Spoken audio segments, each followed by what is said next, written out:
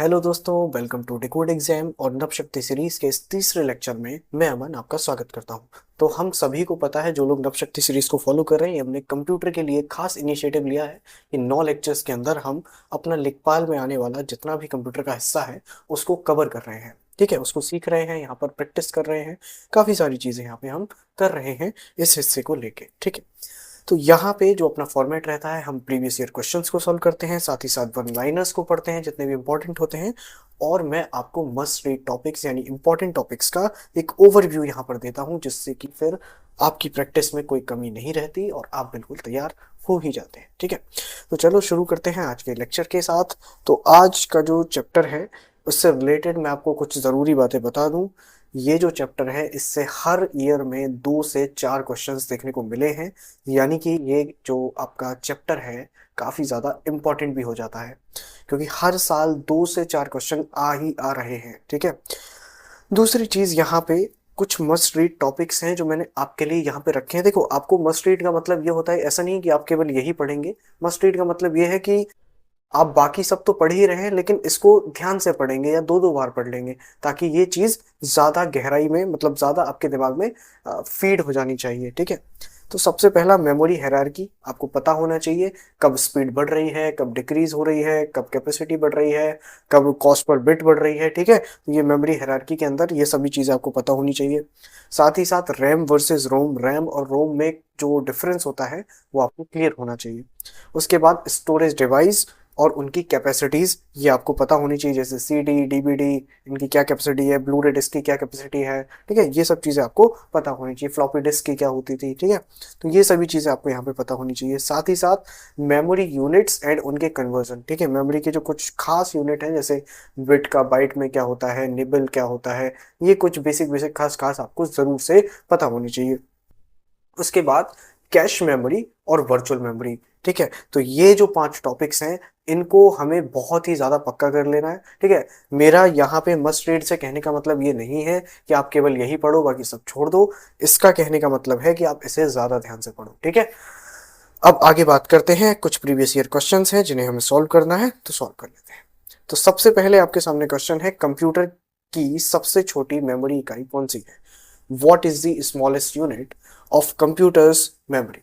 तो bite, bit, nibble या kilobyte. तो हमें पता है जो सबसे छोटी यूनिट है वो क्या होती है, बिट होती है। ठीक है, तो बिट क्या है, सबसे छोटी यूनिट है, सबसे स्मॉलेस्ट यूनिट है बिट। कंप्यूटर में डेटा की सबसे छोटी इकाई है, यह केवल 0 या 1 को दर्शाता है। ठीक है, इससे बड़ी इकाइयां जैसे 4 बिट्स इक्वल टू 1 निबल। ठीक है, 8 बिट्स इक्वल टू 1 बाइट। ठीक है, एक बाइट के अंदर 8 बिट होते हैं, एक निबल के अंदर 4 बिट होते हैं। देखो यार, हर क्वेश्चन के साथ मैंने एक्सप्लेनेशन कुछ इसी तरह से रखा है, जिससे कि जितना, देखो यार, यहाँ पे पीवाई को सॉल्व करने का मतलब केवल पीवाई को सॉल्व करना नहीं होना चाहिए। यहाँ पे होना चाहिए कि हम जब पीवाईक्यू को पढ़ रहे हैं तो उससे रिलेटेड जो इन्फॉर्मेशन हम साथ ही साथ कैरी करते चलें अपने साथ। ठीक है, क्योंकि एग्जाम का हमें नहीं पता कि वो ऐसा ही क्वेश्चन पूछेगा या घुमा के पूछेगा। हो सकता है आपसे बिट से पूछ ले कि भैया 8 बिट इक्वल टू कितना होता है, फिर ऑप्शन दे दे। निबल का पूछ ले, है ना। तो ये सब चीजें हम साथ में कैरी करते हुए चलते हैं, जिससे कि हमारा इन क्वेश्चंस को पढ़ना वर्थ इट रहे। ठीक है, देखो, अगर केवल हम सॉल्व करते चले, टिक टिक टिक टिक करते चले, तो उसका कोई भी फायदा नहीं होगा आपको। ठीक है, क्योंकि आपको एग्जाम के लिए प्रिपेयर करना है। ठीक है, you are preparing now, you are not giving the exam. तो प्रिपरेशन के टाइम पे हमें पूरी तरह से जितनी भी चीजें हम अपनी तरफ से बेहतर कर सकते हैं हमें करनी है। ठीक है, नेक्स्ट बात करते हैं। 1 किलोबाइट में कितने बाइट्स होते हैं? How many bytes are in 1 kilobyte? 1 kilobyte में कितने बाइट होते हैं? 100 बाइट, 1000 बाइट, 1024 बाइट या 512 बाइट? तो हमें पता है कि 1 किलोबाइट में 1024 बाइट होते हैं। ठीक है, देख लेते हैं एक बार एक्सप्लेनेशन हमारा क्या कह रहा है। तो एक्सप्लेनेशन बोल रहा है कि हाँ, 1024 बाइट होते हैं। ठीक है, कंप्यूटर साइंस में 1 KB 1024 बाइट के बराबर होता है। यह बाइनरी सिस्टम पर आधारित है। व्यावसायिक रूप से HDD मैन्युफैक्चरर्स 1000 बाइट्स मानते हैं। जब कमर्शियल्स में बात आती है तो 1000 बाइट ही मानते हैं। ठीक है, यानी 1 किलोबाइट में, 1 KB में 1000 बाइट कमर्शियल में मानते हैं, बट कंप्यूटर साइंस में 1 KB इक्वल्स टू 1024 बाइट्स होता है। ठीक है, लेकिन जो आपकी परीक्षा में हमेशा 1024 ही सही माना जाता है। आप परीक्षा में जब भी आपसे पूछा जाए तो आपको 1000 कभी भी नहीं लगा के आना है, आपको हमेशा क्या लगा के आना है, 1024 लगा के आना है। ठीक है, नेक्स्ट बात करते हैं। रैम का पूरा नाम क्या है? ये लेखपाल 2016 में ये क्वेश्चन आपसे पूछा गया था। तो रैम का पूरा नाम क्या है? Random access memory. ये तो हम सभी को बहुत ही लंबे समय से पता है, क्योंकि दूसरी तीसरी क्लास में मैडम मारती बहुत थी कि भैया रैम बता, रैम बता। हम तो कहते थे, वो पूछती थी रैम, हम कहते थे राम, जय श्री राम, है ना। बट वो भी ठीक ही है, बट यहाँ पे रैम का मतलब जो है रैंडम एक्सेस मेमोरी होता है। ठीक है, तो बहुत ही सिंपल है। रैम के बारे में कुछ जरूरी बात यह है कि इसे वर्किंग मेमोरी या मेन मेमोरी भी कहते हैं। ये वॉलेटाइल होती है, बिजली बंद होने पर सारा का सारा डेटा खत्म हो जाता है, गायब हो जाता है। जब आप कोई प्रोग्राम खोलते हैं तो वो रैम के अंदर ही लोड होता है। ठीक है, तो देखो यार, हमने रैम का क्वेश्चन भी पढ़ लिया और रैम से रिलेटेड जो इंपॉर्टेंट डेटा था वो भी हमने कवर कर लिया। तो अब ये समझो कि आपने रैम से रिलेटेड जो मेन मेन चीजें थी वो तो पढ़ ही ली। ठीक है, तो इस नवशक्ति को पढ़ने का, नवशक्ति सीरीज से पढ़ने का यही फायदा आपको मिलेगा कि आप क्वेश्चन ही नहीं कर रहे हैं, आप साथ ही साथ जितना भी डीप एनालिसिस है वो हम साथ ही साथ करते चल रहे हैं। ठीक है, तो इसे ही बोलते हैं कि क्वेश्चन बेस्ड लर्निंग करना। ठीक है, तो वो सब चीजें हम यहाँ करने लग रहे हैं। नेक्स्ट है, रोम की मुख्य विशेषता क्या है? ARO 2017 में ये क्वेश्चन आपसे पूछा गया था कि रोम की मुख्य विशेषता क्या है? What is the key characteristics of ROM? यह वोलेटाइल होती है, यह नॉन वोलेटाइल होती है, इसे बार बार लिखा जा सकता है, यह CPU के अंदर होती है। ठीक है, तो कौन सा इसमें से सही है? तो हमें पता है कि जो रोम है वो नॉन वोलेटाइल है। देखो, वोलेटाइल और नॉन वोलेटाइल में डिफरेंस इतना होता है। वोलेटाइल क्या होती है कि अगर बिजली बंद, डेटा खत्म। बट नॉन वोलेटाइल में अगर बिजली चली भी जाए तो डेटा आपका रहेगा। ठीक है, तो एक बार एक्सप्लेनेशन भी पढ़ लेते हैं।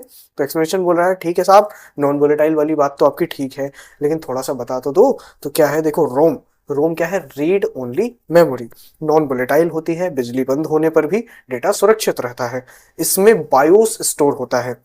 ठीक है, BIOS basically basic input output system होता है, जो जनरली चेक करता है जब आपका कंप्यूटर स्टार्ट होता है ना, तब वो चेक करता है कि जितने भी पेरिफेरल डिवाइसेस हैं क्या वो प्रॉपर्ली कनेक्टेड हैं, जितनी भी चीजें हैं क्या वो प्रॉपर्ली काम कर रही हैं। तो ये जो काम करता है वो बायोस करता है, जो कंप्यूटर चालू होने पर पावर ऑन सेल्फ टेस्ट करता है। बायोस जनरली पोस्ट परफॉर्म करता है ना, पावर ऑन सेल्फ टेस्ट। ये सारी की सारी चीजें प्रॉपर्ली जा रही हैं, नहीं काम कर रही, तो वो सब काम इसी का होता है, बायोस कोड का।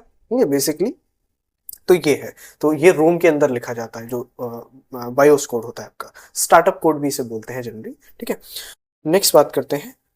कैश मेमोरी किसके बीच स्पीड मिसमैच को दूर करती है? तो cache memory bridges the speed gap between which two components? RAM और रोम, CPU और रैम, HDD और रैम, CPU और HDD। तो इसमें से कौन सा सही है? तो जनरली जो कैश मेमोरी है वो स्पीड मिसमैच को मैनेज करती है। ठीक है, दूर करती है, तो वो जो है CPU और रैम के बीच का होगा। ठीक है, तो यहाँ पे CPU और रैम सही आंसर होगा। अब इसका थोड़ा सा एक्सप्लेनेशन देख लेते हैं। कैश मेमोरी CPU और रैम के बीच स्पीड मिसमैच को दूर करती है। CPU बहुत तेज लेकिन धीमी है। ठीक है, CPU बहुत तेज होता है, लेकिन जो रैम है वो काफी ज्यादा धीमी होती है इन कंपैरिजन टू CPU। देखो, वैसे तो रैम भी काफी फास्ट है, बट CPU के कंपैरिजन में देखो, एक वही वाली बात है कि भागता तो भाई चीता भी बहुत तेज है ना, लेकिन उसके भी कंपैरिजन में तेज दौड़ने वाली चीजें हैं। ठीक है, तो हर चीज का एक नेचर में देखते हैं ना कि हर चीज का एक कुछ ना कुछ मतलब एक शेर का एक सवा शेर होता है। ठीक है, उसी तरह की चीजें हर जगह आपको देखने को मिल जाती हैं। तो जो CPU है वो काफी ज्यादा तेज है। ठीक है, लेकिन रैम जो है धीमी है CPU के कंपैरिजन में। ठीक है, जब हम धीमी की बात कर रहे हैं रैम की, तो इन कंपैरिजन टू CPU। ठीक है, कैश में फ्रिक्वेंटली यूज डेटा रखा जाता है। ठीक है, कैश के अंदर क्या रखते हैं? फ्रिक्वेंटली यूज डेटा रख लेते हैं। अब मान लो CPU को कोई डेटा बार बार जरूरत पड़ने लग रहा है, तो CPU क्या करेगा? वो रैम से बार बार जाएगा तो उसमें टाइम लगता है। ठीक है, रैम प्रोसेस करने में CPU कंपैरिजन में ज्यादा टाइम लेता है। वो क्या करेगा? कैश से वो डेटा उठाता रहेगा कि भाई मुझे ज्यादा जरूरत पड़ रहा है, कैश से बोलेगा तू रख ले भाई, तू फटाफट फटाफट देते जाना। ठीक है, तो इस तरह से यहाँ पे जनरली क्या होता है, स्पीड मिसमैच को मैनेज किया जाता है यूजिंग कैश। ठीक है, बात समझ में आ गई होगी। नेक्स्ट बात करते हैं, मैग्नेटिक टेप किस एक्सेस मेथड का उपयोग करती है? ARO 2018 का सवाल है ये, कि जो मैग्नेटिक टेप है, what access method does magnetic tape use? Sequential, random, direct या पैरेलल? तो यहाँ पे हमें पता है ये क्या करती है, सीक्वेंशियल एक्सेस का इस्तेमाल करती है। देखो, मैग्नेटिक टेप का जो काम करने का सिद्धांत है वो इस तरह से रोटेशन वाला सिद्धांत है ना, वो घूमती है बहुत तेज तेज तेज तेज, जितने भी मैग्नेटिक वाली चीजें हैं वो। ठीक है, तो देखते हैं जरा इसमें। तो ये क्या करते हैं, सीक्वेंशियल एक्सेस का इस्तेमाल करते हैं। मैग्नेटिक टेप सीक्वेंशियल एक्सेस का उपयोग करती है, डेटा क्रम में ही एक्सेस होता है। यह बैकअप आर्काइवल के लिए उपयोग होती है, ठीक है। Generally H D D equals to direct access, RAM equals to random access, ठीक है। तो अब यहाँ पे जनरली आपको पूरा का पूरा चीजें हमने बता के रखी हैं, ठीक है। तो जितना भी मैग्नेटिक टेप होगा, मैग्नेटिक टेप के अंदर सीक्वेंशियल एक्सेस होता है। अगर एचडीडी का पूछा जाएगा तो वहां डायरेक्ट एक्सेस होता है, और रैम में क्या होता है, रैंडम एक्सेस होता है, ठीक है। तो ये हमें याद रखना है। डायरेक्ट एक्सेस मतलब डायरेक्टली हम किसी भी स्लॉट को एक्सेस कर सकते हैं, रैंडम में रैंडमली कहीं भी जा सकते हैं, और मैग्नेटिक में क्या होता है, सीक्वेंशियल होता है। तो यानी मान लो कि अगर 10 स्लॉट्स हैं और अगर मुझे 10वें स्लॉट पे जाना है तो मुझे 1 से लेकर 9 तक चलना ही पड़ेगा, ये मेरी मजबूरी हो जाती है, ठीक है। तो ये जनरली यहाँ पे क्या होता है, सीक्वेंशियल एक्सेस होता है मैग्नेटिक टेप के केस में, ठीक है, याद रखना। एक स्टैंडर्ड सीडी की स्टोरेज कैपेसिटी कितनी होती है? तो एक स्टैंडर्ड सीडी की जो स्टोरेज कैपेसिटी है वो कितनी होती है, 1.44 MB, 4.7 GB, 700 MB या फिर 25 GB, ठीक है। तो यहाँ पे 700 MB जो है एक स्टैंडर्ड सीडी की कैपेसिटी होती है। अब ये मुझे जनरली याद है, बट देखते हैं इसका एक्सप्लेनेशन क्या है। स्टैंडर्ड सीडी की क्षमता जो है 700 MB है। याद रखना है कि सीडी की 700 है, डीवीडी की 4.7 GB है, ब्लूरे की 25 GB है, मतलब 25 to 50 हो सकती है, ठीक है। और फ्लॉपी की 1.44 MB है, फ्लॉपी डिस्क की अगर बात की जाए, ठीक है। बट ये ऑब्सलीट है, फ्लॉपी डिस्क आज की डेट में यूज नहीं होती है। आज की डेट में सीडी भी नहीं है, डीवीडी भी आपको नहीं मिलेगी। आज की डेट में जो चीज इस्तेमाल होती है वो है जनरली आपकी फ्लैश मेमोरीज, है ना, जो नई चिप्स होती हैं यानी पेन ड्राइव्स वगैरह। तो अब ये सब चीजें तो खैर मतलब थोड़ा थोड़ा पीछे की हो गई हैं, बट पता होना आपको जरूरी है, ठीक है। तो सीडी क्या है, डीवीडी की कितनी, और ब्लू रे की कितनी, और साथ ही साथ आपकी फ्लॉपी की कितनी, ठीक है। तो ये सब आपको पता होना चाहिए। एसरैम का उपयोग मुख्यतः कहाँ किया जाता है? Where is SRAM mainly used? तो एसरैम कहाँ यूज होती है? हार्ड डिस्क में, मेन मेमोरी में, कैश मेमोरी में, या फिर वर्चुअल मेमोरी में, ठीक है। तो बताओ कि हार्ड डिस्क कहाँ यूज होती है, वो सॉरी एसरैम कहाँ यूज होती है, ठीक है। तो एसरैम कहाँ यूज होती है? एसरैम का इस्तेमाल होता है आपका कैश मेमोरी में, ठीक है। एस रैम का मतलब स्टैटिक रैम, ठीक है। तो एस रैम का इस्तेमाल कैश मेमोरी में होता है। ये काफी ज्यादा एक्सपेंसिव भी होती है और बहुत ज्यादा फास्ट होती है। S RAM static RAM flip flop से बनी होती है, बहुत तेज और महंगी होती है, इसलिए cache memory L1, L2, L3 में उपयोग किया जाता है। और जो आपका डी रैम है यानी कि डायनामिक रैम, वो सस्ती होती है, उसको मेन मेमोरी में उपयोग किया जाता है, ठीक है। तो ये जनरली आपका एस रैम हो गया, ठीक है। नेक्स्ट बात करते हैं, वर्चुअल मेमोरी की अवधारणा किसे रैम की तरह उपयोग करती है? तो वर्चुअल मेमोरी की अवधारणा किसे रैम की तरह उपयोग करती है? रोम को, कैश को, हार्ड डिस्क को, या सीडी रोम को, ठीक है। तो इसमें से कौन सा सही है? जो वर्चुअल मेमोरी की अवधारणा है वो रैम, वो किसको रैम की तरह इस्तेमाल करती है? तो वो करती है आपकी हार्ड डिस्क को, ठीक है। तो यहाँ पे क्या करती है वो, हार्ड डिस्क को वर्चुअल मेमोरी में हार्ड डिस्क का एक भाग रैम एक्सटेंशन की तरह उपयोग होता है। ओएस की इस प्रक्रिया को स्वैपिंग या पेजिंग कहते हैं, ठीक है। इससे कम रैम पर भी बड़े प्रोग्राम्स रन किए जा सकते हैं, ठीक है। सिंपल सी बात है। अगर कभी पूछा जाए कि जनरली जो वर्चुअल मेमोरी है वो किसका इस्तेमाल कर रही है, तो हार्ड डिस्क का, और इस प्रोसेस को हम क्या बोलते हैं, तो आपको बोल देना है स्वैपिंग या पेजिंग, ठीक है। तो ये चीज याद रखनी है। नेक्स्ट बात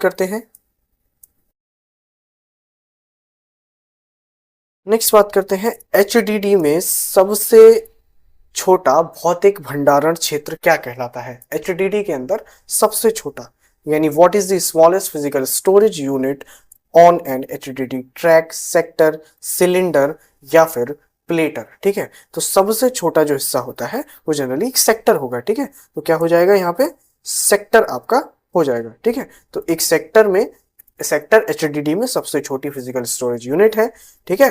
ट्रैक क्या है, प्लेटर पर कॉन्क्रेटिक सर्कल होता है, ठीक है। इसके साथ सिलेंडर क्या है, सभी प्लेटर्स पर एक ही ट्रैक नंबर का सम। सेक्टर ट्रैक का पाई शेप हिस्सा होता है, ठीक है। तो जो सेक्टर है वो ट्रैक का क्या है, पाई शेप्ड हिस्सा होता है, ठीक है। ये चीज जनरली पता होनी चाहिए आपको, ठीक है। नेक्स्ट बात करते हैं, ईपी रोम को इरेज करने के लिए किसका उपयोग किया जाता है। ठीक है, तो ईपीरोम पहले समझ लेते हैं। ईपीरोम क्या है? Erasable programmable read only memory. ये रीड ओनली मेमोरी का एक टाइप है। ठीक है, तो ईपीरोम को इरेज करने के लिए किसका उपयोग करेंगे? इलेक्ट्रिक करंट का, अल्ट्रावायलेट का, इंफ्रारेड का या फिर मैग्नेटिक का। तो हमें पता है यहाँ पे अल्ट्रावायलेट का इस्तेमाल होता है। ठीक है, तो एक बार देख लेते हैं एक्सप्लेनेशन क्या बोल रहा है। एक्सप्लेनेशन बोल रहा है बिल्कुल सही है, ईपीरोम को अल्ट्रावायलेट से इरेज किया जाता है।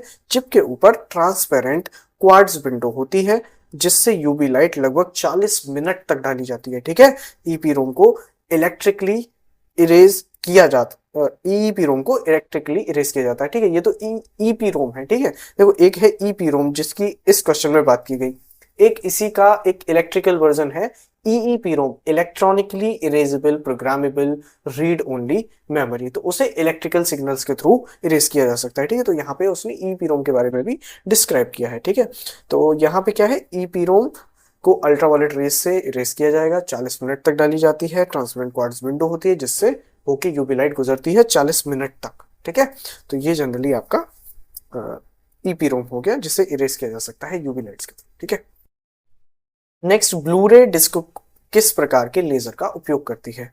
Red laser, green laser, blue violet laser या इंफ्रारेड। तो बहुत ही सिंपल है, ब्लू रे है तो ब्लू वायलेट लेजर। ठीक है, बहुत ही सिंपल। तो ब्लू रे क्या करती है? ब्लू वायलेट लेजर का इस्तेमाल करती है। ब्लू रे डिस्क ब्लू वायलेट लेजर का उपयोग करती है जिसकी वेवलेंथ कम होती है। इससे डेटा बहुत पास पास स्टोर होता है और कैपेसिटी अधिक होती है। ठीक है, और डीवीडी जो है आपकी वो रेड लेजर का इस्तेमाल करती है। ठीक है, डीवीडी की कैपेसिटी हमें पता है 4.7 GB और ब्लू रे की क्या है 25 से 50 GB के बीच में कहीं भी स्टैंड कर सकती है। ठीक है, वो मैन्युफैक्चरर पे डिपेंड करता है। ओके, तो ब्लू रे डिस्क ब्लू वायलेट लेजर का उपयोग करती है, इसकी वेवलेंथ कम होती है, सबसे कम होती है, इससे डेटा बहुत पास पास स्टोर होता है। ठीक है, बेसिक सी बात है। नेक्स्ट बात करते हैं, कंप्यूटर सीपीयू रजिस्टर्स की मुख्य विशेषता क्या है? सीपीयू रजिस्टर की मुख्य विशेषता क्या है? लेखपाल 2019 का सवाल है ये। तो सबसे बड़ी स्टोरेज कैपेसिटी, सबसे सस्ती मेमोरी, सबसे तेज और सीपीयू के अंदर स्थित नॉन वोलेटाइल मेमोरी। तो सीपीयू रजिस्टर्स की मुख्य विशेषता इनमें से क्या है? तो सबसे तेज और सीपीयू के अंदर स्थित। तो इसका सही आंसर सी हो जाएगा, सबसे तेज होती है और सीपीयू के अंदर स्थित होती है। सीपीयू रजिस्टर्स मेमोरी हायरार्की में सबसे ऊपर है। ठीक है, अगर मेमोरी हायरार्की आपने कभी पढ़ी होगी तो वो पता होगा, रजिस्टर सबसे ऊपर होती है। ठीक है, उसके बाद कैश वैश ये सब चीजें बाद में आती हैं, और सबसे तेज, सबसे महंगी और सबसे कम। ठीक है, कुछ केबीज में या फिर 1-2 MB तक बस मैक्सिमम इतनी ही रजिस्टर मेमोरी हो सकती है। ये सीधे सीपीयू के अंदर होते हैं और इसका जो प्रकार है accumulator, program counter, MAR, MDR, instruction register, ये सब इसके टाइप हैं। ठीक है, मतलब जनरली जैसे रैम के टाइप थे, है ना, रोम के टाइप थे, ईपीरोम, ईईपीरोम, है ना, उसी तरह से यहाँ पे रजिस्टर्स के भी टाइप हैं, accumulator, program counter, MAR, MDR, instruction register, है ना, ऐसे तमाम रजिस्टर्स मेमोरी है। ठीक है, जो अलग अलग कामों के लिए इस्तेमाल की जाती है। ठीक है, इनका नाम चाहो याद रख सकते हो, चाहो ना भी रखो, कोई दिक्कत नहीं, बट अगर एक बार पढ़ लेते हैं तो फिर याद हो ही जाता है, ऐसी कोई दिक्कत वाली बात नहीं है। ठीक है, एसएसडी एचडीडी से बेहतर क्यों है? ठीक है, तो यहाँ पे एक सवाल पूछा गया है जो कि एआरओ 2022 में आया था। Why is SSD considered better than HDD? SSD प्रति जीबी सस्ती पड़ती है, एसएसडी की कैपेसिटी अधिक होती है, एसएसडी में कोई मूविंग पार्ट नहीं होता, एसएसडी मैग्नेटिक टेक्नोलॉजी का इस्तेमाल करती है। तो यहाँ पे जो सबसे सही आंसर है, देखो सस्ती वाली बात तो बिल्कुल ही गलत है, एसएसडी एचडीडी से महंगी है। एसएसडी की कैपेसिटी अधिक होती है, हाँ ये बात मान सकते हैं। एसएसडी में कोई मूविंग पार्ट नहीं होता, ये ज्यादा रेलेवेंट लग रहा है। ठीक है, एसएसडी मैग्नेटिक टेक्नोलॉजी जो है जनरली एचडीडी इस्तेमाल करती है। ठीक है, तो यहाँ पे जो सही आंसर मुझे लगता है सी बिल्कुल सही है, एसएसडी में कोई मूविंग पार्ट नहीं होता, ये नेंड फ्लैश टेक्नोलॉजी पर आधारित है। ठीक है, इसलिए एचडीडी से तेज होती है, शॉक रेजिस्टेंस है, ज्यादा ड्यूरेबल है, कम पावर लेती है, साइलेंट होती है। ठीक है, मतलब हर तरह से एचडीडी से बेहतर है। ठीक है, नेक्स्ट बात करते हैं, बायोस कहाँ स्टोर होता है? लेखपाल 2017 में था ये। Where is BIOS stored in a computer? एक कंप्यूटर के अंदर बायोस कहाँ स्टोर होता है? रैम में, हार्ड डिस्क में, रोम में, कैश में। अभी अभी जब हमने रोम के बारे में पढ़ा था तो आपको बताया भी था कि रोम के अंदर जनरली जो है बायोस कोड स्टोर होता है, तो बेसिक सी बात है सी ही सही होगा। ठीक है। तो ऐसे ही है, देखो वो क्वेश्चन था, हमने एक्सप्लेनेशन पढ़ लिया, तो उस क्वेश्चन से हमने ये क्वेश्चन भी सॉल्व कर लिया। तो यही है, क्योंकि एक क्वेश्चन को बनाने के 100 तरीके हो सकते हैं। मान लो रोम से क्वेश्चन पूछना है तो हो सकता है ये ना पूछ के कोई और पूछ ले, मतलब 36 का आंकड़ा रह सकता है कि मतलब अलग अलग अलग अलग पता नहीं कितनी चीज आ जाए। तो इसलिए क्वेश्चन के साथ साथ एक्सप्लेनेशन को पढ़ना इंपॉर्टेंट है जब भी हम अपनी तैयारी कर रहे हैं, ठीक है। तो BIOS basically basic input output system ROM में स्टोर होता है, हमें पता ही है ये बात। यह कंप्यूटर ऑन होते ही power on self test perform करता है। ये नॉन वोलेटाइल मेमोरी है, ठीक है। बेसिक सी बात है, इतनी बातें हम एक बार वहां पढ़ ली, एक बार यहाँ पढ़ ली, अब तो याद ही होगी ये बात, ठीक है। नेक्स्ट बात करते हैं, निबल में एक निबल में कितने बिट्स होते हैं, ठीक है। तो एक निबल में कितने बिट्स होते हैं, हम पता है 4 बिट्स होते हैं, ये भी बात हमने पढ़ ली थी ऊपर ही, ठीक है। तो एक क्वेश्चन अगर हमने सॉल्व किया और उसका एक्सप्लेनेशन पढ़ लिया, तो ऐसे समझो हमने कम से कम 4-5 क्वेश्चन की तैयारी तो वैसे ही हो गई, ठीक है। तो नेक्स्ट बात करते हैं, तो यहाँ क्या हो गया, एक निबल में 4 बिट्स होते हैं, बेसिक सी बात है। इसे हाफ बाइट भी कहते हैं। पूरा क्रम बिट, ठीक है, सबसे पहले एक बिट आएगा, ठीक है। एक निबल के अंदर 4 बिट और एक बाइट के अंदर 8 बिट या फिर 2 निबल, ठीक है। ये मूल क्रम है, इसे याद रख सकते हैं हम। अगर इसे याद रखेंगे तो काफी ज्यादा फायदा हमें मिलेगा, ठीक है, इस चीज का। नेक्स्ट बात करते हैं, हार्ड डिस्क की रोटेशन स्पीड किस में मापी जाती है। हार्ड डिस्क की जो रोटेशन स्पीड है वो किस में मापी जाती है, MHz, गीगाहर्ट्ज, बीपीएस या आरपीएम, ठीक है। तो बेसिक सी बात है, ज्यादा सोचने वाली बात नहीं है। हार्ड डिस्क की रोटेशन स्पीड की बात हो रही है, ठीक है। देखो यहाँ पे दो चीजें हैं, एक होता है कि मान लो प्रोसेसर की अगर हम बात करें कि प्रोसेसर की अगर हम गति को मापेंगे तो हम गीगाहर्ट्ज में मापेंगे। अब यही लोग कंफ्यूज हो जाते हैं, वो गीगाहर्ट्ज लगाएंगे, ठीक है। बट यहाँ पे समझ लो वो क्या कह रहा है, रोटेशन स्पीड। जब भी गतिज ऊर्जा की घूर्णन, जो एक मतलब आपने क्या बताया, कितनी फिजिक्स पढ़ी आई डोंट नो, तो बट यहाँ पे जो है जनरली आरपीएम है ना, रिवॉल्यूशंस पर मिनट, ये इसका जो है जनरली सही आंसर होगा, ठीक है। तो रिवॉल्यूशंस पर मिनट जो है वो रोटेशन की बात हो रही है, जब भी रोटेशन हो गया तो मतलब आरपीएम ही आएगा, ठीक है, बेसिक सी बात है। एचडीडी की प्लेटर रोटेशन स्पीड आरपीएम में मापी जाती है, ठीक है, बेसिक सी बात है। कॉमन वैल्यूज जो है इसकी 5400 आरपीएम से 7200 आरपीएम तक हो सकती है, ठीक है। अब इसमें भी कई सारी है, जैसे लैपटॉप की एचडीडी होगी तो 5400 है और अगर डेस्कटॉप की होगी तो 7200 है, ठीक है। अधिक आरपीएम मतलब उतना ही तेज हम डेटा को एक्सेस कर पाएंगे, जितना तेज घूमेगा उतना ही तेज डेटा एक्सेस कर पाएंगे, ठीक है, बेसिक सी बात है। अब बस यही एचडीडी की प्रॉब्लम है, ये घूमती है, आवाज करती है, हीट जनरेट करती है। आप समझो ना, कोई चीज अगर घूम के गतिज ऊर्जा पैदा कर रही है, ऑब्वियस सी बात है कि वो हीट भी जनरेट करेगी, ठीक है, ऑब्वियस सी बात है, ठीक है। आगे बात करते हैं, कैश मेमोरी का कौन सा लेवल सीपीयू के अंदर होता है। तो कैश में 3 लेवल्स होते हैं generally, L1, L2, L3, but ये पूछ रहे हैं कि इनमें से कौन सा होगा, तो ऑब्वियस सी बात है L1 ही होगा, ठीक है। तो L1 क्या है, जनरली कैश के अंदर होता है, ठीक है। वो कैश के अंदर बोल रहा हूँ, कैश तो होता ही है, सीपीयू के अंदर होता है, ठीक है। तो L1 क्या है, सीपीयू के अंदर होता है। L1 कैश सीपीयू चिप के अंदर, सबसे तेज, सबसे छोटी, इसकी जो वैल्यू है जनरली 2 केबी से 64 केबी तक होती है बस। L2 सीपीयू के अंदर भी हो सकता है या पास में होता है, इसकी जो वैल्यू है 256 केबी से 512 केबी तक हो सकती है। उसके बाद L3 आता है, मदरबोर्ड पर मल्टी कोर में शेयर्ड होता है, ठीक है। L3 क्या है, मदरबोर्ड पर होता है, ठीक है, मदरबोर्ड पे कहीं भी हो सकता है, मल्टी कोर्स में शेयर्ड होता, ठीक है। और इसकी जो वैल्यू है वो 1 MB से 8 MB तक होगी, ठीक है। अब ये वैल्यूज याद रखना जो मैंने बताए हैं, हो सकता है अभी यहीं इससे रिलेटेड कोई क्वेश्चन देखने को मिल जाए जो प्रीवियस ईयर्स में आ चुका है, ठीक है। तो ये एक्सप्लेनेशन को पढ़ना तो इंपॉर्टेंट है ही, ठीक है, इसे तो मान लो। नेक्स्ट बात करते हैं, CDRW का फुल फॉर्म और विशेषता क्या है। What is the full form and feature of CDRW, ठीक है। CD read write, cable read, CD read writable, बार बार लिखा जा सकता है, CD रैंडम राइट, एक बार write, CD read only write, factory recorded. तो यहाँ पे जो CDRW का मतलब है जनरली वो यहाँ पे CD रीराइटेबल होगा, ठीक है, बार बार लिखा जा सकता है। CD रीराइटेबल, डेटा को कई बार इरेज करके फिर लिखा जा सकता है। CDR मतलब रिकॉर्डेबल, अगर CDR दिखे तो मतलब रिकॉर्डेबल है।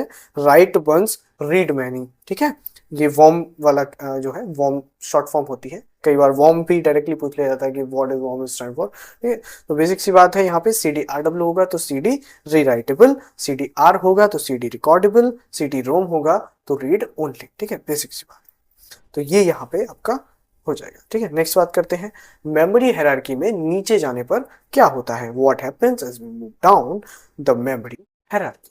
तो क्या होता है, स्पीड बढ़ती है, कॉस्ट बढ़ती है, स्पीड घटती है, कैपेसिटी बढ़ती है, स्पीड बढ़ती है, कैपेसिटी घटती है, स्पीड और कॉस्ट दोनों बढ़ते हैं। तो जब हम मेमोरी हायरार्की में नीचे की तरफ जाते हैं, ठीक है, तो नीचे की तरफ जाएंगे तो कैपेसिटी बढ़ेगी, ऑब्वियस सी बात है, और स्पीड घटेगी। ठीक है, तो यहाँ पे क्या हो जाएगा, बी आपका सही ऑप्शन हो जाएगा। ठीक है, तो मेमोरी हायरार्की में नीचे जाने पर स्पीड घटेगी, कॉस्ट पर बिट घटेगी, साथ ही साथ कैपेसिटी बढ़ेगी। ठीक है, और एक्सेस टाइम भी बढ़ेगा। ठीक है, क्रम जो होता है वो ये है कि सबसे पहले रजिस्टर, फिर कैश, फिर रैम, फिर एचडीडी। ठीक है, सिंपल सी बात। नेक्स्ट बात करते हैं प्रोग्राम काउंटर का कार्य क्या है। ठीक है, प्रोग्राम काउंटर का क्या कार्य है। प्रोग्राम काउंटर एक रजिस्टर मेमोरी है। ठीक है, जनरली एक रजिस्टर है, सिंपल सी बात है। इसका काम यह है कि अगले इंस्ट्रक्शन का एड्रेस रखना। तो प्रोग्राम काउंटर क्या करेगा, जनरली अगला जो भी इंस्ट्रक्शन है उसका एड्रेस रखेगा कि अब अगला होना क्या है। ठीक है, बेसिक सी बात है। तो यहाँ पे क्या है, अगले इंस्ट्रक्शन का एड्रेस। अब ये जनरली मुझे कैसे याद है, मैंने 36 बार पढ़ ली है ये सारी चीजें, तो मुझे याद है। ठीक है, आप भी एक एक दो दो बार पढ़ लोगे तो अपने आप याद हो जाएंगे। ठीक है, तो प्रोग्राम काउंटर अगले एग्जीक्यूट होने वाले इंस्ट्रक्शन का एड्रेस रखता है, और एक्यूमुलेटर क्या करता है, अरिथमेटिक लॉजिकल रिजल्ट। एमएआर क्या करता है, मेमोरी एड्रेस। एंड एमडीआर क्या करता है, मेमोरी डेटा। ये सब रजिस्टर्स मेमोरी है। ठीक है, तो ये जनरली क्या हो गया आपके इसका जो है प्रोग्राम काउंटर का जो यूज है वो आपको यहाँ पे हो जाएगा। ठीक है, नेक्स्ट बात करते हैं। तो इसमें साथ ही साथ देखो, पीसी को तो हमने डिस्कस किया ही, साथ ही साथ हमने एक्यूमुलेटर को भी देख लिया, एमएआर को भी देख लिया, एमडीआर को। अब आपको याद हो गया ये चीजें। अब आगे जब भी इसका कोई पीवाईक्यू आएगा या कोई भी क्वेश्चन हो सकता है आपके ही एग्जाम में पूछ ले, you can definitely solve it. Okay, तो फ्लॉपी डिस्क की स्टैंडर्ड कैपेसिटी क्या थी। फ्लॉपी डिस्क की जो स्टैंडर्ड कैपेसिटी थी वो क्या थी, 1.44 MB, मैंने बताया भी था। ठीक है, तो बहुत ही बेसिक है, 1.44 MB इसकी जो है कैपेसिटी थी। ठीक है, 3.5 इंच जो फ्लॉपी डिस्क थी उसकी क्षमता 1.44 MB थी। ये एक फ्लेक्सिबल मैग्नेटिक डिस्क थी जो स्क्वायर प्लास्टिक शेल में बंद थी। बहुत कम स्टोरेज थी, इसी के कारण it is obsolete now. Obsolete means खत्म हो गई। ठीक है, नेक्स्ट बात करते हैं बफर मेमोरी का उद्देश्य क्या है। बफर मेमोरी का क्या उद्देश्य है, what is the main purpose of buffer memory. Long term data storage, दो अलग अलग स्पीड के डिवाइसेस के बीच डेटा होल्ड करना, सीपीयू इंस्ट्रक्शन एग्जीक्यूट करना, वर्चुअल मेमोरी बनाना। तो बेसिक सी बात है, बफर का जो काम है आप समझ लो, दो अलग अलग स्पीड के डिवाइसेस के बीच में डेटा होल्ड करने का काम बफर आपका करता है। ठीक है, बफर दो अलग अलग स्पीड वाले डिवाइसेस के बीच टेम्पररी डेटा होल्डर की तरह काम करता है। उदाहरण है प्रिंटर बफर। सीपीयू तेजी से डेटा भेजता है, प्रिंटर उतनी तेजी से ले नहीं पाता, तो हम प्रिंटर के बफर को वो डेटा दे देते हैं पकड़ने के लिए, तो प्रिंटर आराम से चुपड़ता रहता है। ठीक है, यूट्यूब बफर क्या है, वीडियो पहले लोड हो जाती है। यूट्यूब पे भी आपने देखा होगा कि वीडियो पहले ही लोड होती रहती है। आप सारी थोड़ी ना देख लेते हो, आप तो अपनी स्पीड पे देखते हो, बट लोड वो पहले हो जाती है। ठीक है, क्योंकि सर्वर पे वो करंट रिस्पॉन्स बना के नहीं रख सकते, है ना। आप सोचो कि सर्वर पे वो एकदम आपके अकॉर्डिंगली थ्रेडिंग करते रहे, एकदम जोड़ के काम करते रहे, तो इट इज नॉट पॉसिबल। ठीक है, not possible for server at all, क्योंकि सर्वर भी एक सीपीयू ही है जनरली, तो वो तो स्पीड से काम करेगा। आप देखो कि आप कैसे होल्ड करोगे। तो यूट्यूब पे भी बफर होता है, वो जनरली पहले ही डेटा ले लिया सर्वर से। मान लो कि एक 50 मिनट की वीडियो है, 10 मिनट का डाउनलोड कर लिया, अब यूजर ने 5 मिनट देख लिया तो फिर अगला 5 मिनट डाउनलोड कर दिया। तो इस तरह से एक वीडियो में 6-7 रिक्वेस्ट में पूरी डाउनलोड होके आपके पास इकट्ठी कर देता है, फिर आप देखते रहो अपनी स्पीड पे, कोई दिक्कत नहीं। ठीक है, तो ये जनरली बफर का काम होता है। करते हैं डीरैम में डेटा को बार बार रिफ्रेश क्यों करना पड़ता है। Why does DRAM needs to be refresh repeatedly. क्योंकि यह वोलेटाइल है, कैपेसिटर्स चार्ज लीक करते हैं, क्योंकि यह फ्लिप फ्लॉप से बनी है, यह कैश मेमोरी है। डीरैम को बार बार क्यों हमें रिफ्रेश करना पड़ता है, तो मैं आपको बता दूं, जो डीरैम है वो कैपेसिटर्स टेक्नोलॉजी पे काम करती है, यानी कैपेसिटर्स से मिलकर बनी होती है। ठीक है, तो कैपेसिटर्स का जो संधारित्र होते हैं उनका एक नेचर है कि वो चार्ज को लीक करते हैं। ठीक है, चार्ज लीक का मतलब यहाँ पे डेटा लीक है, एक तरह से डेटा बोल लो या पावर बोल लो। ठीक है, जनरली वो पावर ये है। देखो, बैक ऑफ द टेक्नोलॉजी समझने की जरूरत इतनी ज्यादा नहीं है, बट इतनी बात समझो कि जो डीरैम है वो कैपेसिटर से मिलकर बनी होती है, कैपेसिटर चार्ज लीक करते हैं, इसलिए हमें बार बार उनको रिफ्रेश करते रहना पड़ता है। ठीक है, तो यहाँ पे जो सही आंसर हो जाएगा वो हो जाएगा कि भैया जो कैपेसिटर्स हैं वो क्या करते हैं, चार्ज को लीक करते हैं। ठीक है, डीरैम कैपेसिटर से बनी होती है, कैपेसिटर समय के साथ चार्ज लीक करते हैं, इसलिए डेटा को बनाए रखने के लिए प्रति सेकंड हजारों बार रिफ्रेश करना पड़ता है। एसरैम जो है फ्लिप फ्लॉप की बनी होती है, इसलिए उसे नहीं करना पड़ता। ठीक है, यानी जो कैश होती है आपकी वो रिफ्रेश नहीं होती है, और जो आपकी मेन मेमोरी होती है वो थाउजेंड्स ऑफ टाइम रिफ्रेश हो रही होती है। ठीक है, आप नहीं कर रहे, वो ऑटोमेटिक होती है ये सारी प्रोसेस, बट होती है। ठीक है, नेक्स्ट बात करते हैं, ऑप्टिकल डिस्क पर बाइनरी जीरो को क्या दर्शाता है। ऑप्टिकल डिस्क पर बाइनरी जीरो को क्या दर्शाता है, पिट्स, लैंड्स, या फिर ट्रैक्स, या फिर सेक्टर्स। ठीक है, तो ट्रैक्स और सेक्टर्स तो आपके जो मैग्नेटिक वाला केस जो हो गया, यानी एचडीडी वाला केस, उसमें है। और जो आपका ऑप्टिकल डिस्क होता है उसमें पिट्स एंड लैंड्स होते हैं। ठीक है, तो जो पिट्स है वो 0 को दर्शाता है, लैंड्स 1 को दर्शाता है, तो यहाँ पे जो सही आंसर हो जाएगा वो हो जाएगा पिट्स। ठीक है, ऑप्टिकल डिस्क पर लेजर से पिट्स बाइनरी 0 और लैंड्स यानी समतल क्षेत्र बाइनरी 1 को दर्शाते हैं। लेजर्स इन्हें पढ़कर डेटा डिकोड करता है। ठीक है, सिंपल सी बात है। यूएसबी फ्लैश ड्राइव किस टेक्नोलॉजी पर काम करती है। तो जो यूएसबी फ्लैश ड्राइव है, यानी कि जो आपकी पेन ड्राइव है, वो किस टेक्नोलॉजी पर काम करती है, मैग्नेटिक पर, ऑप्टिकल पर, फ्लैश पर, या मैकेनिकल पर। ऑब्वियस सी बात है, जो आपकी पेन ड्राइव है it is a type of SSD, तो एसएसडी जो है वो फ्लैश पर काम करती है, तो इसका भी आंसर फ्लैश हो जाएगा। तो यूएसबी फ्लैश ड्राइव पर काम करती है। ठीक है, फ्लैश मेमोरी टेक्नोलॉजी पर काम करती है, इसमें कोई भी मूविंग पार्ट नहीं होता, यह पोर्टेबल होती है और यूएसबी पोर्ट में प्लग होती है। ठीक है, इसके जो साइज है वो 8 GB टू 1 TB 1 TB तक हो सकते हैं। ठीक है, मार्केट में उपलब्ध है जितना वो ये है। नेक्स्ट बात करते हैं, कैश हिट का अर्थ क्या है। कैश हिट का क्या अर्थ है, सीपीयू कैश में डेटा नहीं मिला, सीपीयू को कैश में मांगा हुआ डेटा मिल गया, रैम से डेटा ट्रांसफर हुआ, हार्ड डिस्क में डेटा ढूंढा गया। तो इसका जो सही आंसर है वो ये है कि सीपीयू को कैश में मांगा हुआ डेटा मिल गया। जब मिल जाए तो कैश हिट, खो गया तो कैश मिस। नहीं मिला मतलब खो गया से मतलब नहीं मिला, तो सीपीयू को कैश में मांगा हुआ डेटा मिल गया। कैश हिट कब होगा, जब सीपीयू में डेटा मिल जाए, कैश में सीपीयू को कैश में डेटा मिल जाए। कैश मिस कब, जब कैश में डेटा नहीं मिले। ठीक है, रैम से डेटा लेना पड़ता है ऐसे केसेस में जब कैश मिस होता है, उससे थोड़ी सी लेटेंसी बढ़ती है। ठीक है, तो हिट रेशियो जितना अधिक होगा उतना ही परफॉर्मेंस बेहतर होगा, यानी जितनी ज्यादा बार अगर कैश में डेटा मिल जा रहा है तो उतना ही ज्यादा जो है परफॉर्मेंस बेहतर होगा। ठीक है, बेसिक सी बात है। नेक्स्ट बात करते हैं, 1 TB में कितने जीबी होते हैं। तो 1 TB में कितने जीबी होते हैं, 100 GB, 1024 GB, या फिर 512 GB, या फिर 2048 GB। तो बेसिक सी बात है 1024 GB यहाँ पे होगा। ठीक है, 1 TB में 1024 GB। पूरा क्रम जो है वो कुछ इस तरह से है कि 1 KB में 1024 बी। ठीक है, बाइट यानी कि बी से मतलब बाइट है, वो सॉरी बिट है, सॉरी बी से मतलब बिट है। ठीक है, इसके बाद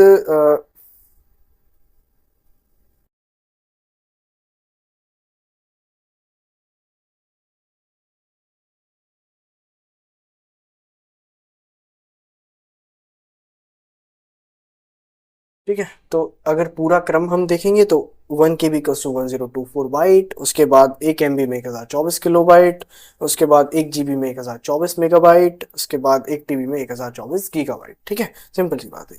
उसके बाद ईबी भी है। ठीक है, और इसके अलावा जीबी, वाईबी काफ़ी सारे हैं, बट आप अगर टीबी तक भी याद रखते हैं तो इट इज़ क्वाइट गुड। ठीक है, नेक्स्ट बात करते हैं, एम रोम की विशेषता क्या है। मास्क्ड जो रोम है उसकी क्या विशेषता है, यूजर इसे प्रोग्राम कर सकता है, यूवी लाइट से इरेज होती है, निर्माता द्वारा फैक्ट्री में प्री प्रोग्राम्ड होती है, इलेक्ट्रॉनिकली इरेज होती है। बेसिक सी बात है, जो इसका जो खासियत है वो ये है कि निर्माता द्वारा फैक्ट्री में प्री प्रोग्राम्ड होती है। ठीक है, एम रोम जो है रोम का सबसे पुराना प्रकार है, फैक्ट्री में मैन्युफैक्चरर द्वारा प्री प्रोग्राम्ड की जाती है, यूजर इसे नहीं बदल सकता। पी रोम देखो, ठीक, यूजर से नहीं बदल सकता। नेक्स्ट एक पीरोम है, इसका टाइप, रोम का ही टाइप एक और है पीरोम, यूजर एक बार राइट कर सकता है पीरोम को।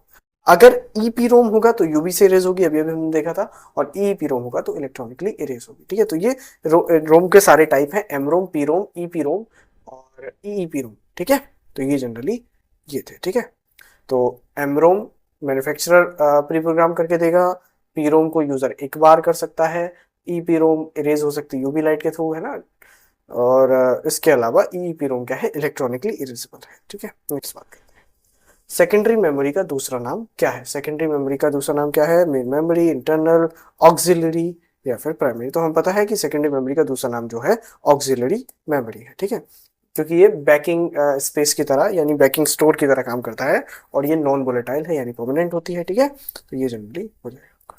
एग्जाम्पल SSD, HDD, SD, ठीक है, वो CD और DVD, ये सब इसके एग्जाम्पल हो सकते हैं। एक 64 बिट प्रोसेसर में रजिस्टर का आकार क्या होगा? एक 64 बिट के प्रोसेसर में रजिस्टर कितने आकार का होगा? तो रजिस्टर जनरली आपका जो होगा वो 64 बिट्स का होगा, ठीक है। एक 64 बिट का अगर प्रोसेसर है तो उसका रजिस्टर भी जनरली 64 बिट्स का होगा, ठीक है।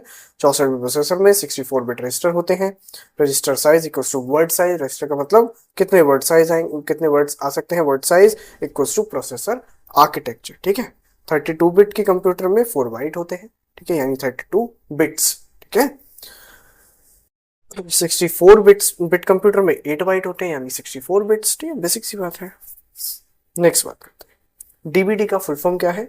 डीवीडी का फुल फॉर्म है डिजिटल वर्सेटाइल डिस्क, बेसिक सी बात। नेक्स्ट बात करते हैं,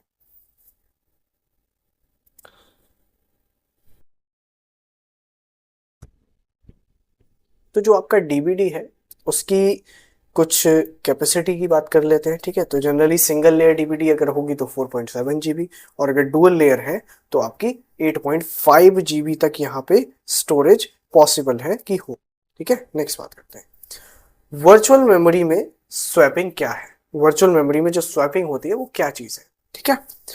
तो वर्चुअल मेमोरी में जो स्वैपिंग होती है वो आपकी जनरली रैम से सीपीयू में डेटा जाना, रैम और हार्ड डिस्क के बीच डेटा का आदान प्रदान, कैश से रैम में डेटा जाना, या फिर सीपीयू का डेटा रजिस्टर में स्टोर होना।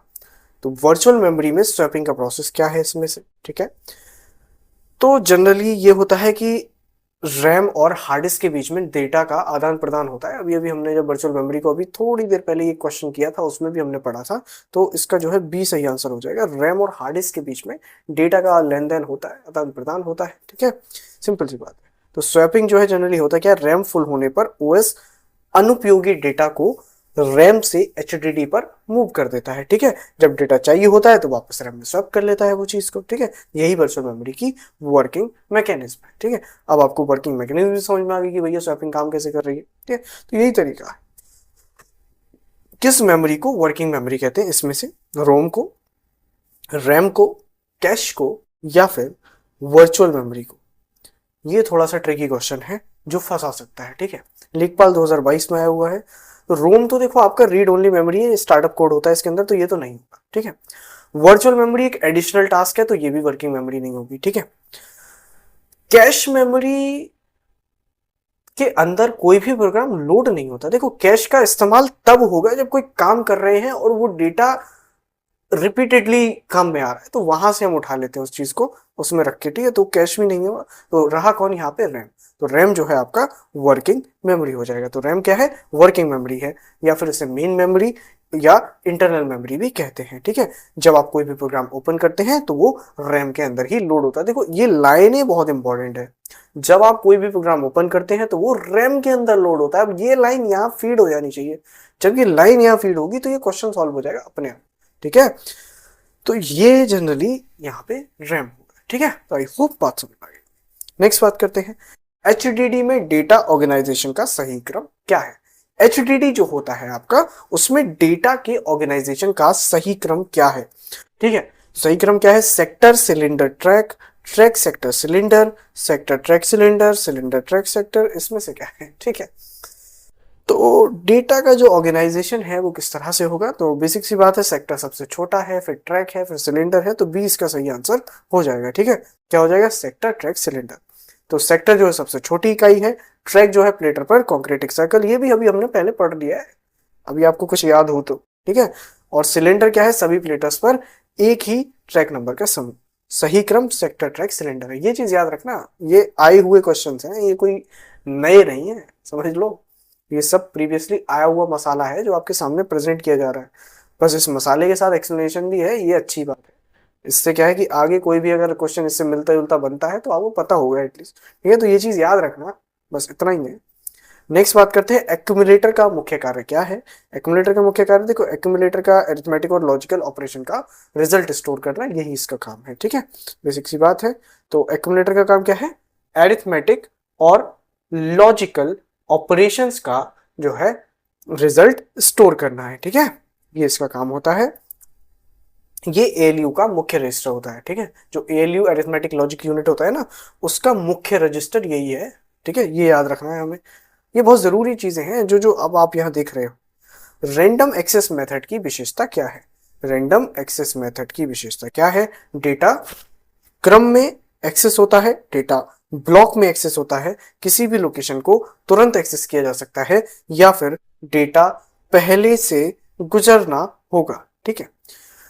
तो रैंडम एक्सेस मेमोरी की विशेषता यह है कि आप किसी भी लोकेशन को तुरंत एक्सेस कर सकते हैं, यही रैंडम एक्सेस मेमोरी की खासियत है, ठीक है।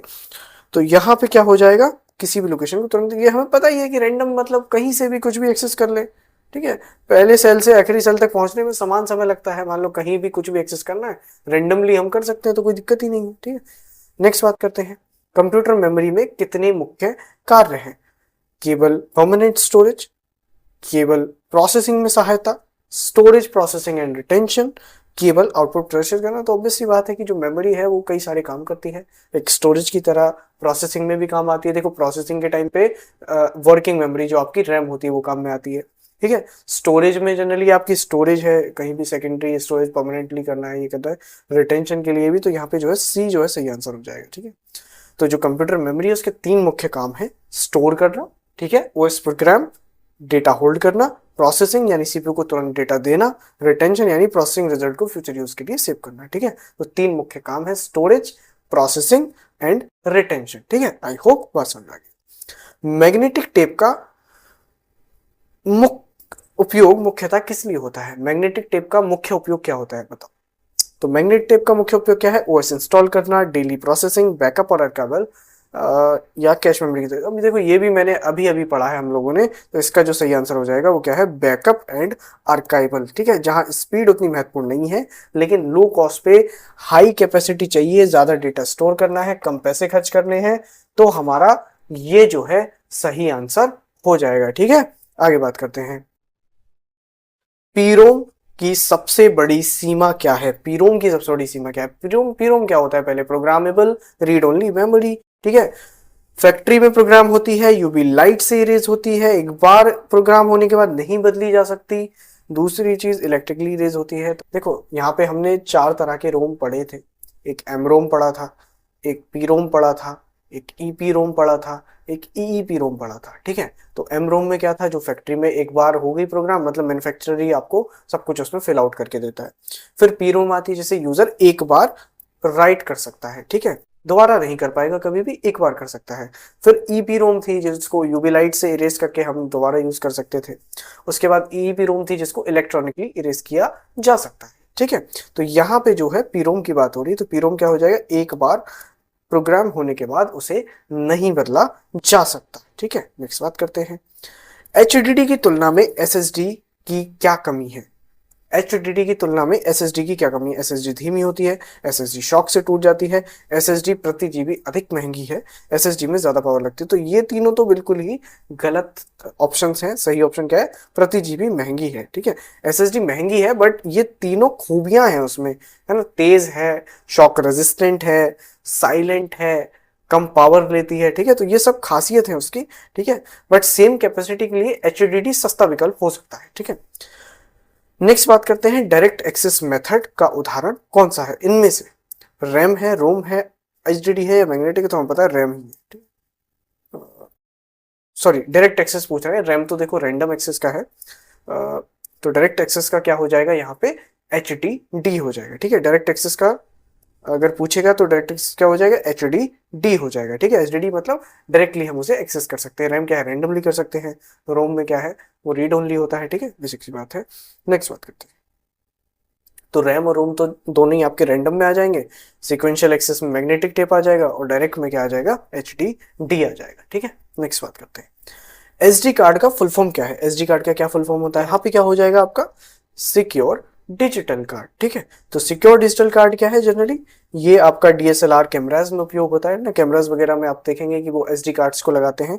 माइक्रो एसडी इसका छोटा वर्जन जो स्मार्टफोन्स और टैबलेट्स में उपयोग होता है। स्पीड रेटिंग जो है class 10 greater than class 4 basic, ठीक है। नेक्स्ट बात करते हैं ब्लूरे डिस्क की सिंगल लेयर कैपेसिटी कितनी है। ब्लूरे डिस्क की सिंगल लेयर कैपेसिटी कितनी है, तो सिंगल लेयर जनरली 25 जीबी होगी, ठीक है, 25 जीबी, ठीक है। नेक्स्ट बात करते हैं मेमोरी एड्रेस रजिस्टर का काम क्या है। मेमोरी एड्रेस रजिस्टर का काम क्या है, मेमोरी लोकेशन का एड्रेस रखना, ठीक है, सिंपल। नेक्स्ट बात करते हैं एसएसडी किस टेक्नोलॉजी पर आधारित है। तो एसएसडी किस टेक्नोलॉजी पर आधारित है, नैंड फ्लैश टेक्नोलॉजी पर।